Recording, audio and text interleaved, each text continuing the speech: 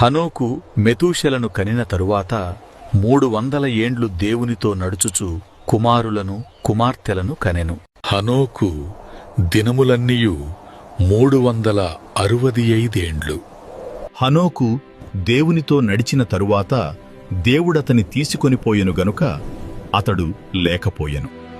మెతూషెల 187 ఏండ్లు బ్రతికి లెమెకును కనెను. మెతూషెల లెమెకును కనిన తరువాత 782 ఏండ్లు బ్రతికి కుమారులను కుమార్తెలను కనెను.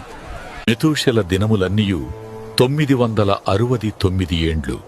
అప్పుడతడు మృతి పొందెను.